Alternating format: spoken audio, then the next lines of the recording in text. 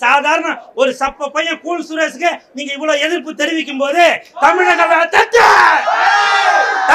வெற்றி கழகம் விஜய் சாருக்கு எவ்வளவு பேர் எதிர்ப்பு தெரிவிப்பீங்க? நான் வந்து விஜய் சார் வந்து தமிழக முதலமைச்சர் ஆகணும் பல பேர் ஆசைப்படுறாங்க. நான் அதை பத்தி பேச வரும்போது பல பேர் வந்து பல விதத்துல இருந்து எதிர்ப்பு தெரிவிக்கிறீங்க. போகும் இடம் வெகு தூரம் இல்லை. அது விஜய் சாருக்கு மட்டும் இல்ல, எல்லாருக்குமே தான்.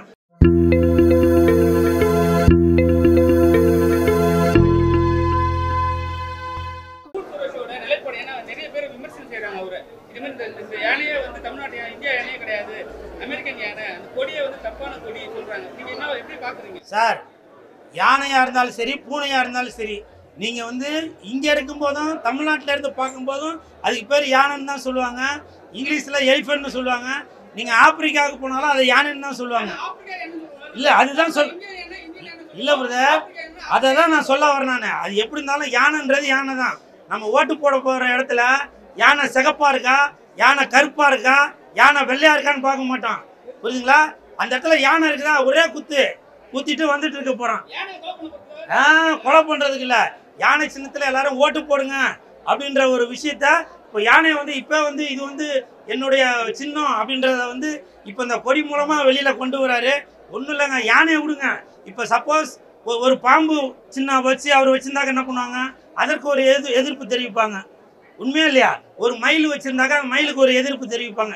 ஏன்னா இப்போ வந்து எது பண்ணாலும் சரி அதுக்கு ஒரு விமர்சனம் வந்துட்டு தான் இருக்கான். இப்போ என்ன எடுத்துக்கீங்களா, இப்போ கூட தேட்டருக்கு வந்தோன்னா ஒருத்தர் சொன்னாரு, அண்ணா உண்மையிலே சொல்றேன், விஜய் சார் வந்து கொடி ஏற்றும் போது எனக்கு வந்து உங்க ஞாபகம் தான் வந்துச்சு அப்படின்னாரு.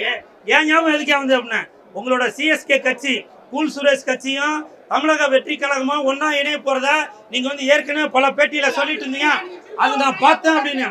சார், யாருக்கு மக்களுக்கெல்லாம் நன்மை செய்யணும்னு நினைக்கிறோமோ அந்த கட்சியிலாம் கண்டிப்பாக கூல் சுரேஷ் கட்சி சிஎஸ்கே கட்சி கூட்டணியில இருக்கும். புரியுங்களா? அதுல வந்து எந்த ஒரு மாற்று கருத்து மேல இப்பவும் சொல்றேன். என்னோட சின்னம் என்ன தெரியுமா? கழுகு அப்படின்னு நினைக்காதீங்க. கழுகுதான் என்னோட சின்னம். ஒரு நிமிஷம், அந்த கழுகு சின்னம் தான் இந்த கூல் சுரேஷ் கட்சியோட சின்னம். அதுக்கு காரணம் என்னன்னாக்கா, மக்களுக்கு என்னென்ன குறைகள் இருக்கோ அவர்களுடைய சுமைகளை எல்லாம் நான் தாங்குவதற்கு இந்த கழுதை சின்னத்துல தான் நான் வந்து போட்டி போட போறது. இதுல வந்து எந்த ஒரு மாற்று கருத்துமே இல்லை.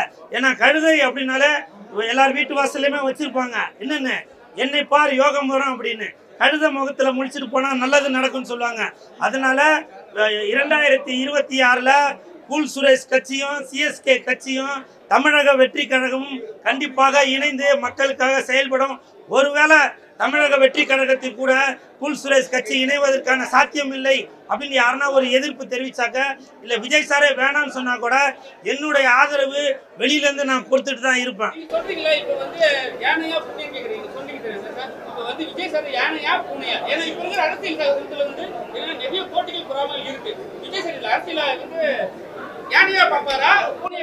அவரோட பலம் யானை மாதிரி இருக்கும், அவரோட சிந்தனைகள் எல்லாம் பூனை மாதிரி இருக்கும். ஏன்னா சில இடத்துல பூனை மாதிரி போய் வேலை பார்த்தாதான் வேலை நடக்கும். சில இடத்துல யானை மாதிரி பலமா இருந்தாதான் அந்த வேலை நடக்கும்.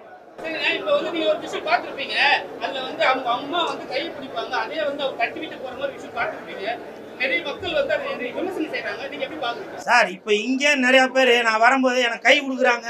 சில பேர் அவங்க கை நீட்டும் போது நான் மறந்து பக்கத்துல இருக்க ஆளை பார்த்துறேன். அந்த கூட்டத்துல ஒரு டென்ஷன்ல மறந்துடுறான். இன்னைக்கு 9:15 மணிக்கு கொடியேற்றுற ஒரு நிகழ்ச்சிக்காக விஜய் சார் வந்திருக்காரு. அவங்க அப்பா அவங்க அம்மா எல்லாமே வந்திருக்காங்க. வந்தது அவங்களுக்கு தெரியும். மேடையில விஜய் சார் வந்து அவங்க அம்மாவும் அவங்க அப்பாவும் இந்த நிகழ்ச்சிக்கு வந்ததுல ரொம்ப சந்தோஷம் அப்படின்னு சொல்லி மேடையிலே வாழ்த்து சொல்லிச்சு, நன்றியும் வேற தெரிவிக்கிறாரு. அவங்க வெளியில வரும்போது பத்திரிகையாளர் ஆளுகளுக்கு ஒரு பக்கம் கூப்பிடுறாங்க, சார் இங்கே போட்டோ கொடுங்க, இங்கே போட்டோ கொடுங்க அப்படின்னா அந்த ஒரு டென்ஷன்லாம் மறந்துருப்பாங்க. என்னைக்கா இருந்தாலும் தாய் தான் மகன் தான், அதுல எந்த மாற்று கருத்து இருக்க போகுது, ஒரு ஞாபகம் மாதிரிலாம் மறந்துருப்பாங்க. இதெல்லாம் ஒரு விமர்சனம் செய்ய வேண்டியதே இல்லை. கூப்பிட்டா நல்லா வந்து ப்ரமோஷன் பண்ணுவார் சொல்லியிருந்தீங்க. இப்போ வந்து திடீர்னு வந்து விஜய் பத்தி பேசுறீங்க பெருமையா. ஏன்னா அது கட்சியை நம்ம சேர்த்து என்ன விஷயமா இருக்கும் சார்? இல்ல சார், என்னை பொறுத்த வரைக்கும் மக்களுக்கு நல்லது செய்வதற்காக யாரு வராங்களோ அவங்க கூட கண்டிப்பாக கூல் சுரேஷ் கட்சி இணையும். இப்பவே ஒரு உதாரணத்துக்கு எடுத்துக்கங்களேன், ஒரு உதாரணத்துக்கு இப்போ நான் பேசுகிறேன், பல பேர் அந்த பக்கம் அப்போதும் நிறுத்து, அதை பண்ணு இதை பண்ணு. சாதாரண ஒரு சப்ப பையன் கூல் சுரேஷுக்கு நீங்கள் இவ்வளோ எதிர்ப்பு தெரிவிக்கும் போது தமிழக வெற்றி கழகம் விஜய் சாருக்கு எவ்வளோ பேர் எதிர்ப்பு தெரிவிப்பீங்க? சாதாரணமானவன் நான், சாதாரணமானவன். எனக்கு இன்னைக்கு வந்து போகும் இடம் வெகு தூரம் இல்லை அந்த படத்துக்கு நான் படம் பார்த்துட்டு ஒரு விமர்சனம் கொடுக்க வந்திருக்கும் போது விஜய் சாரை பத்தி நீங்க கேள்வி கேட்குறீங்க. நான் வந்து விஜய் சார் வந்து தமிழக முதலமைச்சர் ஆகணும் பல பேர் ஆசைப்படுறாங்க. நான் அதை பத்தி பேச வரும்போது பல பேர் வந்து பல விதத்துல இருந்து எதிர்ப்பு தெரிவிக்கிறீங்க. ஒரு மனிதனுக்கும் ஒரு கருத்து இருக்கு, புரியுதுங்களா? இப்பவும் சொல்றேன், போகும் இடம் வெகு தூரம் இல்லை. அது விஜய் சாருக்கு மட்டும் இல்ல, எல்லாருக்குமே தான். படத்தை வந்து பாருங்க, என்ஜாய் பண்ணுங்க. போகும் இடம் வெகு தூரம் இல்லை. தமிழக வெற்றி கழகம் போகும் இடம் வெகு தூரம் இல்லை. கருணாசன போகும் இடம் வெகு தூரம் இல்லை. விமல் போகும் இடம் வெகு தூரம் இல்லை. சிம்புவும் சரி சந்தானமும் சரி போகும் இடம் வெகு தூரம் இல்லை. படத்தை பாருங்க, என்ஜாய் பண்ணுங்க.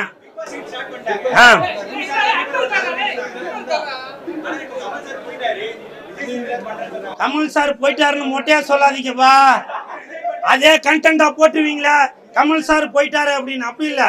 கமல் சாருக்கு நிறைய வேலை பளு இருந்ததுனால அவர் இந்த வேலையை விட்டுட்டு இன்னொரு வேலைக்கு போயிருக்காரு. அவ்வளவுதான் வித்தியாசம். யாரு பண்ணாலும் அவர்களுக்கு என் மனமார்ந்த வாழ்த்துக்கள், புரியுதுங்களா? அது ஒரு பிக் பாஸ், அது ஒரு பொழுதுபோக்கு நிகழ்ச்சி, அவ்வளோதான். அது வந்து பெருசாக எடுத்துக்கிட்டு இதில் உள்ளதான் உண்மையாக இருப்பாங்க போல அப்படின்னு சொல்லி எதுவும் நினைக்க வேணாம். வாராய் நீ வாராய், போகுமிடம் வெகு தூரம் இல்லை, நீ வாராய். அதுதான் இது.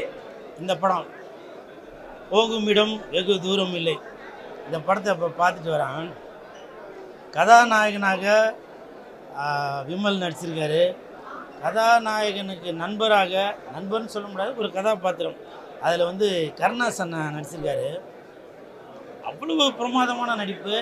எனக்கு தெரிஞ்சு கருணாசன் அவர்களுக்கு இந்த படத்தில் கண்டிப்பாக அவார்டு கொடுக்கறது நிச்சயம். ஏன்னா அந்த அளவுக்கு ஒரு பர்ஃபார்மன்ஸ் பண்ணியிருக்காரு. அதில் வந்து ஒரு டைலாக் ஒன்று அடிக்கடி வருது. என்னன்னாக்கா, ஒரு நாடக கலைஞராக, கூத்து கட்டுற கலைஞராக கருணாசன் நடிச்சிருக்காரு. அவர் வந்து அடிக்கடி சொல்கிறாரு, அன்னியன் படத்தில் விக்ரம் வந்து 3 கெட்டப்பில் வருவார், நான் 5 கெட்டப்பில் வருவேன் அப்படின்ட்டு. அப்படி திரும்பி அப்படி வராரு, வா அப்படின்றாரு. கேட்டாக்கா ஆச்சரியம், ஓ அப்படின்னு அழுகுறாரு. அது வந்து அழுகை. இப்படிலாம் பண்ணி பண்ணி பண்ணி தேட்டரில் உள்ளவங்க எல்லாரையும் கிளாப்ஸு. அவர் வந்து, நான் கதையை சொல்லாமனான்னு தெரியல, கிளைமேக்ஸில் படம் முடிஞ்சதுக்கப்புறம் யாருமே எழுந்து வெளியே வரல, சீட்லேயே உட்காந்துட்டு அப்படியே பார்த்துட்ருக்காங்க. அந்த அளவுக்கு ஒரு ரொம்ப கட்டி போட்டிருக்கு. படத்தோட மியூசிக் டைரக்டர் ரகுநந்தன் சார். அவர் இதுக்கு முன்னாடி நான் அவரோட படம் அயோத்தி பார்த்தேன். அதில் வந்து எப்படி ஒரு வெளியில் வரும்போது மனசு ஒரு இறுக்கமாக இருக்குமோ, அதே மாதிரி ஒரு இறுக்கமான ஒரு ஃபீலிங்கை கொடுத்துருக்காரு மியூசிக் டைரக்டர். அவருக்கும் என் மனமார்ந்த வாழ்த்துக்கள். இந்த படத்தில் எல்லா கதாபாத்திரமுமே எல்லாருமே பக்காவாக நடிச்சிருக்காங்க. அது நம்ம படம் பார்க்கும்போது பொதுவாகவே உங்களுக்கே தெரியும், கூல் சுரேஷ் ஒரு ரிவ்யூ கொடுக்க வந்தானா டேய் அப்படி தான் கத்துவேன். அது பார்த்துருப்பேன், ஏய் ஊய் ஆய் அப்படின்னு கத்துவேன். ஆனால் இப்போ அந்த மாதிரி கத்த முடியல. ஏன்னா அவ்வளோ ஒரு ஃபீலிங். படம் வந்து அப்படியே நெஞ்சை நக்கி வெளியில் வரும். அந்த படத்தோட இயக்குனர் ஏதோ மைக்கேல் ராஜான்னு போட்டிருக்கு, அவர் இங்கே வந்திருக்காரான்னு தெரியல. சார் மைக்கேல் ராஜா சார், உங்களுக்கு என் மனமார்ந்த வாழ்த்துக்கள். தயாரிப்பாளர் சிவா அவர்கிட்ட வந்து ஏதோ ஒரு பேட்டியில் பார்க்கும்போது சொன்னார், நான் ஏற்கனவே ஒரு படம் எடுத்தேன், அந்த படத்தினால எனக்கு வந்து பயங்கர நஷ்டமாயிடுச்சு அப்படின்னாரு. ப்ரொடியூசர் சார் கவலைப்படாதீங்க, கண்டிப்பாக நீங்கள் விட்டதை பிடிக்கிறது இந்த படம் கண்டிப்பாக உங்களுக்கு கை கொடுக்கும், மறந்துடாதீங்க. வாராய் நீ வாராய், போகுமிடம் வெகு தூரம் இல்லை, நீ வாராய் அப்படின்னு சொல்கிற அளவுக்கு இந்த படம் வந்து, இந்த படத்தில் எல்லா கேரக்டருமே பக்காவாக நடிச்சிருக்காங்க. உதாரணத்துக்கு கேமா, உங்கள் பேர் என்னம்மா? பிரீத்திகா. இந்த தங்கச்சி அற்புதமாக நடிச்சிருக்காங்க. ஒரு 2-3 சீன் தான் வருவாங்க, ஆனால் அந்த சீனு மனசில் அப்படியே நிற்கும். உங்களுக்கு ஒரு காதலன்னா ஒருத்தர் நடிச்சிருக்காருல, அவரும் நல்லா பக்காவாக நடிச்சிருக்காரு. இயக்குனர் அவர்களே, தயாரிப்பாளர் அவர்களே, என்ன மாதிரி ஆளுங்களுக்கு வாய்ப்பு கொடுக்காட்டியும் பரவாயில்ல, இந்த தங்கச்சி மாதிரி ஆளுங்களுக்கு வாய்ப்பு கொடுங்க. ஏன்னா இந்த படம் பார்க்கும்போது இந்த பொண்ணு வந்து ஒரு அழுகுற சீன்லாம் ஒரு அப்படி கதறி அழுதுருக்கு. வாழ்த்துக்கள்மா, வாழ்த்துக்கள், மெல்மேலும் வளர வாழ்த்துக்கள். அதே மாதிரி இந்த விஜய் டிவி தீபான்னு இருக்காங்கல்ல, அந்த குண்டா ஒரு அம்மா இருப்பாங்கல்ல, அந்த அம்மா உண்மையிலேயே ஒரு இலவு விழுந்தாக்க அந்த இலவுல எப்படி அழுவோமோ அவ்வளவு பக்காவா அவங்க வந்து அழுது அப்படி நடிச்சிருக்காங்க. அவர்களுக்கும் என் மனமார்ந்த வாழ்த்துக்கள்.